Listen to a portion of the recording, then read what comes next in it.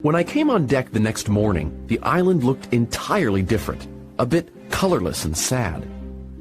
The trees, which covered most of the surface, looked gray, with only streaks of yellow beach sand breaking up the dreariness. The three hills were oddly shaped spires of naked rock above the tall, dark pines and low trees. The spyglass towered about 400 feet above everything else, with sheer stone sides and a top that seemed flat enough to be a statue. Up until now, the men had worked willingly, but once we sighted the island, they lost all discipline. Island on one side and Skeleton Island on the other. The stagnant smell of sodden leaves and rotting tree trunks hung over everything. I don't know about treasure, the doctor said to the squire and the captain as he sniffed the air, but I'll bet there's fever here. Coil the ropes, the captain ordered as the men scrambled back on deck. The men gave him hostile looks and angrily obeyed. Resentment is spreading to the honest men too, the doctor observed. The entire crew is surly. Mutiny hangs over us like a thundercloud, the squire whispered back. Long John, aware of the discontent, forced a smile onto his face and kept it there. He went about the ship setting a good example for the men, encouraging them to behave like real sailors. When the captain gave an order, Long John quickly got up with the cheeriest, "Aye, aye, sir." Later, when there was nothing else to do, he sang one song after another, as if to conceal the discontent of the men. Silver's nervousness is the worst omen of the day, the doctor said. We met in the cabin together with Trelawney's men, Redruth, Hunter, and Joyce, who now knew about the pirates' plans. Smollett told us, "If I give the men another order, the whole ship will revolt. We've only one man to rely on now." "Who?" the squire asked. "Silver," the captain said. "He's as anxious as we are to keep this situation from exploding, because the time isn't right. Let's allow the men an afternoon ashore, and if they all go, we'll control the ship. If none go, we'll hold the cabin. If some go, you mark my words, sir, Silver will bring them aboard again as mild as lambs." Captain Smollett gave all the loyal men pistols, and then went on deck to address the crew. "My lads," he said, "it's hot and we're all tired. Some time ashore will hurt nobody, and since the boats are still in the water, take them and go ashore for the afternoon. I'll fire a gun half an hour before sundown as a signal to return."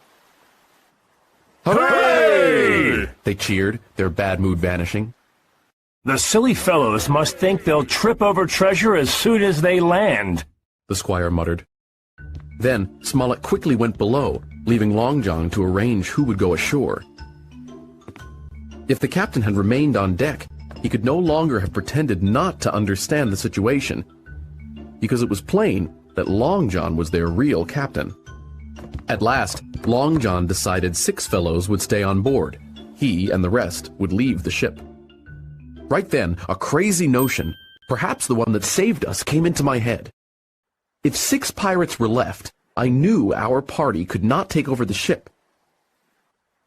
But since there were only 6, the cabin party had no need of my assistance, so I decided to go ashore. Quickly, I slipped over the side, curled up under the canvas on the nearest boat, then shoved off. No one took notice of me except Alan Jenkins, who said, "Is that you, Jim? Keep your head down." Long John looked sharply over from the other boat. "Is Jim going ashore too?" From that moment, I began to regret what I had done. The shore boats raced for the beach, but the boat I was in, having started first and being lighter and better manned, shot far ahead. Once the boat neared the trees along the shore, I caught an overhanging branch, swung myself out, and plunged into the nearest thicket. Long John and the rest were still 100 yards behind. "Jim! Jim!" I heard him shouting, but I paid no heed. Jumping and ducking, I followed my nose and ran until I could run no longer.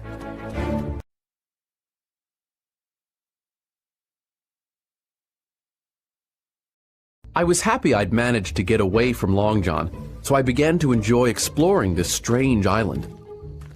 I crossed a marshy area full of willows, cattails, and odd swamp trees, and came out near an open piece of rolling Some of my shipmates must be near, I thought, and I soon heard the distant, low tones of a human voice, and then another voice. They were growing louder. Scared, I crawled under cover of the nearest bush, moments before the speakers paused, and, I supposed, sat down. The birds grew quiet and settled again to their places in the swamp. I crawled steadily but slowly on all fours toward the speakers until, at last, I raised my head. I could see between the trees all the way down into a little green clearing beside the marsh. Long John Silver stood there with the sun beating down on him, conversing with another man. Tim Cooper, He said, it's because I like you that I'm warning you. Join us. Tim's face was red, and he spoke in a hoarse, shaky voice.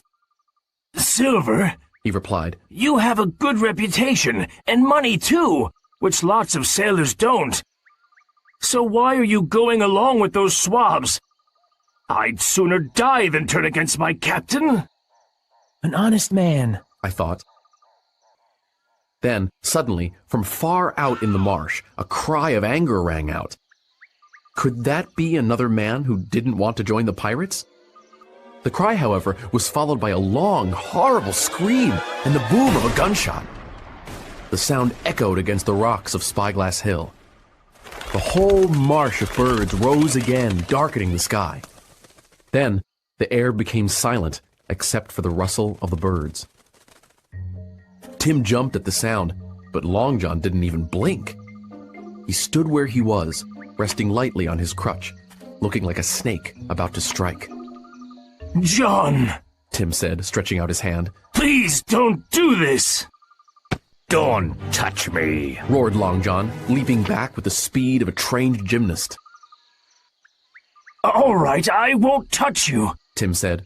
But just tell me, what was all that screaming? That? Said Long John, smiling but warier than ever, his eyes like glass. Oh, I reckon that was Alan Jenkins. Alan! Cried Tim. Rest his soul, he was a true seaman. As for you, Long John Silver, you're no mate of mine. If I die like a dog, I'll die doing the right thing. You've killed Alan, have you? Kill me too, if you can, but I won't join you. Then, the brave fellow turned his back and started walking toward the beach, but he did not go far. With a cry, Long John seized a broken tree branch to steady himself, and then hurled his crutch like a missile at poor Tim Cooper's back. It struck him, point first, with stunning violence right between the shoulders. Tim's hands flew up, and he gave a sort of gasp and fell.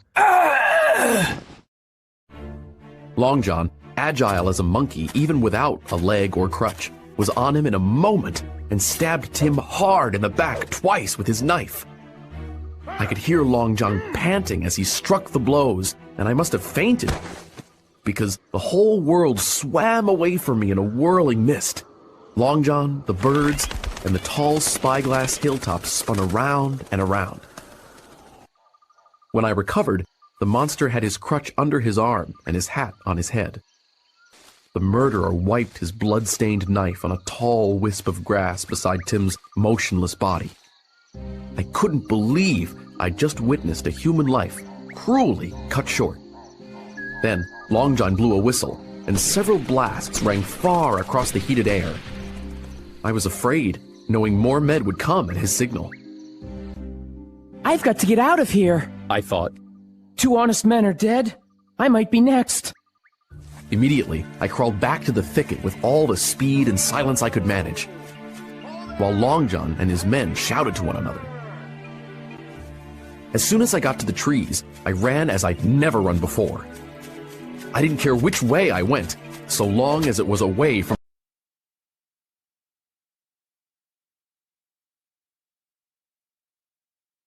Nearby, down the side of the hill, some gravel fell and rattled through the trees. My eyes turned instinctively in that direction, and I saw a dark figure quickly leap behind the trunk of a large tree. I couldn't tell if it was a bear or a monkey, but it seemed large and shaggy. Wait, I have a pistol. I thought. I'm not defenseless. So I walked toward the island man, and as soon as I moved in his direction, he stepped toward me. He hesitated, but at last, to my wonder and confusion, he threw himself on his knees and held out his clasped hands. Who are you? I asked. I'm poor Ben Gunn, he said in a voice that was hoarse like a rusty lock. I haven't spoken with a soul for 3 years. His skin was all sunburned, his lips were black, and his fair eyes looked bright in his dark face. His clothing was a tattered ship's canvas and ragged old cloth fastened together with small sticks and loops of animal hide. Were you shipwrecked? I cried. No, mate, he said. Marooned. I knew what that meant. Being marooned was a horrible punishment in which a pirate was left behind on a desolate island with only a little gunpowder and 1 bullet.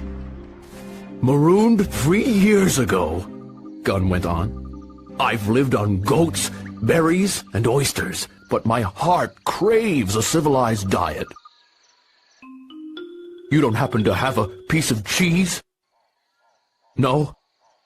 Well, many long nights I've dreamed of cheese, toasted mostly. If I ever get aboard again, I said. you shall have plenty of cheese. As we talked, he was feeling my jacket, smoothing my hands, and generally showing a childish pleasure in the presence of a fellow creature. I'm Jim, I said. Jim, Jim, he repeated, quite pleased. Well now, Jim, can you believe I once had a devoted mother who looked after me? Not really. I answered. I was a polite, church-going boy, too, Gunn said. I've thought about it here on this lonely island, and I've decided to go back to church someday. I'll be good again, I know how.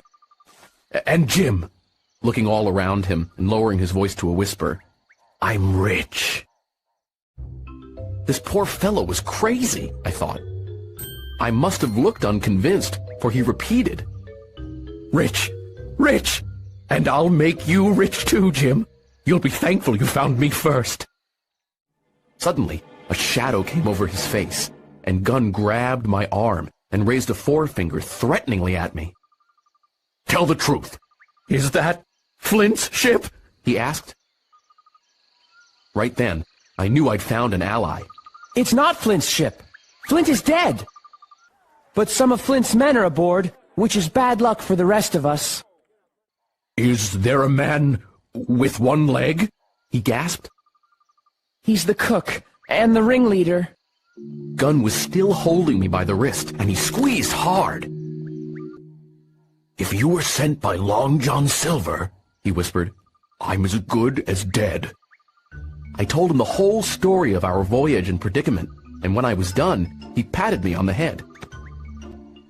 You're a good lad, Jim, said Gunn. You're all in a bad situation. Well, put your trust in me. Will your squire share Flint's treasure and give me passage home?